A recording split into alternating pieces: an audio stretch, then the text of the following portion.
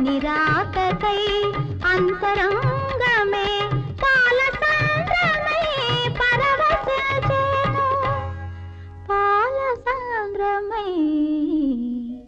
పరవశించేను వస్తాడు నారాజు ఈ